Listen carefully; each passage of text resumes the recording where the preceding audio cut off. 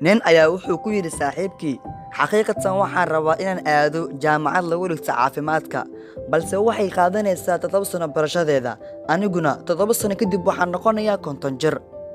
Saaxiibka aqliga badnaa baa ku ciyey, oo imise jir baad noqonaysaa haddaadan tegin iskuulka, haddaadan joogin meesha aad rabto, haddaadan ku qanacsanayn meesha aad haddeertaan joogto. Marnaba naftaada ha u oglaan inay aaminto inaanu isbeddel ku ahayn wax aadan samayn karin. Ha u oglaan in mustaqbalkaaga ay xadidaan da'daada ama xaaladda aad ku sugan tahay. Muuqaalkan waxaan kula wadaagayaa 5 shay oo ay tahay inaad la imaado si aad u beddesho naftaada. Meel ku qoro oo ku dhaqan. Waxaan kuu ballan qaadayaa in aadan sanan dambe ka qoomeen marka uu dhammaado. 1. Raadi macnaha noloshaada. Waqti ku qaado isku dayga ah in aad kala saarto waxyaabaha noloshaada muhiimka u ah iyo waxa kale, iyo weliba sababta ay muhiimka ugu yihiin. Waa maxay wax aad doonayso in aad ku guulaysato nolosha? Waa maxay riyadaadu? Maxaa kaa farxiya? Micnaha nolosha aad ka leedahay ayaa ku siinaysaa ujeedo, waxayna dejinaysaa jihada sida aad u rabto in aad ku noolaato noloshaada. Haddii noloshaada ay noqoto mid macno la'aan ah, waxaad ku dhammayn doontaa noloshaada inta ka hartay iyadoo aan ujeedo lahayn, adigoo aan lahayn jiho aad u socoto, ama sida xayawaankii oo kale iska soo kaca iska cuna socda. 2. Qor riyadaada. Markaan carruur ahaan waxaan ku waryooda maalinka oo dhan. Waxaan ku xeel dheerneen muujinta wax aan rabno in aan noqono marka aan weynaano. Waxaan aaminsanayn in wax walba ay suurtagal tahay, oo haddii midkeena yar la weydiin lahaa maxaad rabtaa inaad noqoto mustaqbalka, wuxuu sheegi lahaa asigoon xitaa cabsi yar ku jirin.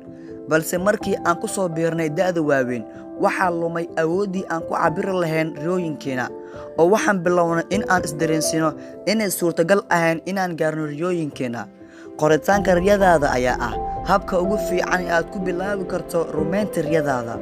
Mar labaad, marka aad aragto riyooyinkaaga maalin walba waxay isku beddeli doonaan kuwa dhab ah, waxaadna bilaabaysaa in aad aaminto suurtagalnimada gaarista riyooyinkaaga. 3. Yeelo hadafyo si aad himilooyinkaaga u gaarto. Su'aal la'aan, dadka ugu guulaha badan dunida dhammaantood waxay leeyihiin yoolan. Hadafyadoodu waa bartilmaameedka ay ku cabbiraan natiijadooda.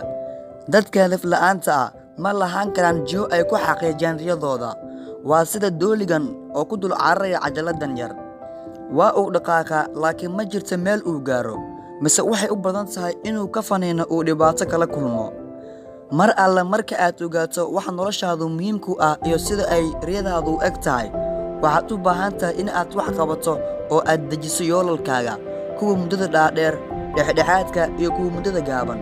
Ka shaqaynta iyo ku dhaqanka yoolalkaaga ayaa kaa caawinaya in aad ku guulaysato riyooyinkaaga, misena aad gaarto hankaaga. Beddel noloshaada waxay bilaabanaysaa marka aad aragti cad ka yeelato wax aad rabto in aad gaarto, kadibna aad la timaado ficil oo weliba kugu saacidaya in aad gaarto. Oo mar walba indhaha ku hay, oo habeen kasta inta aadan seexan dib u daalaco hadafyadaada. 4. Beddel caadooyinkaaga.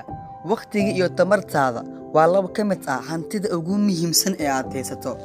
Dadka badankood waxay tamartooda iyo waqtigooda oo dhan ku lumiyaan waxyaabo aan macno lahayn, sida in ay social media saacado badan ku dhex jiraan, inay ka walwalaan wax ay dad kale u maleynayaan, in ay cawasho joogto ah bixiyaan, iyo in ay isku mashquuliyaan daawashada telefishinka, ciyaaraha iyo waxyaabaha la midka ah.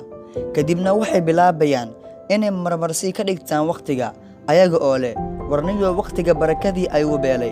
Waxay isweydiinayaan sababta ay u heli waayeen waqti ku filan oo ay ku qabtaan howlahooda. Xaqiiqada aan ka hadalno, haddii waqti intaa ka badan ay heli lahaayeen xitaa waxay qaban lahaayeen ma jirto. Beddel dhaqamadaada kugu sababaya murugada, kuna dhigay mugdigan, oo waxaad beddelaysaa noloshaada idil. 5. Baro xirfad cusub.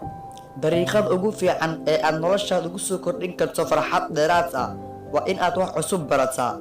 Ha ahaato barashada luqad cusub, barashada farsamooyinka gacanta, ku biiridda naadi, fasal ama ciyaarista isboortiska aadan weligaa hore u ciyaarin.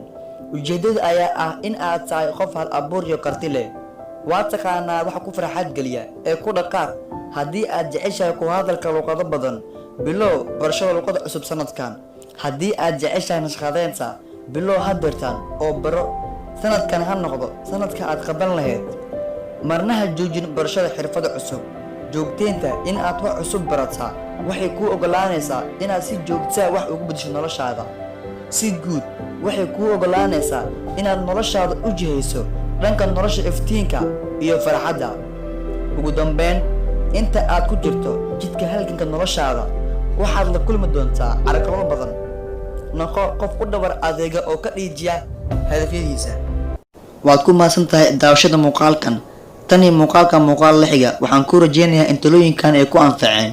Fadlan haddii aad ku cusub tahay channelkan, subscribe saaro oo ku xirnaa mar walba.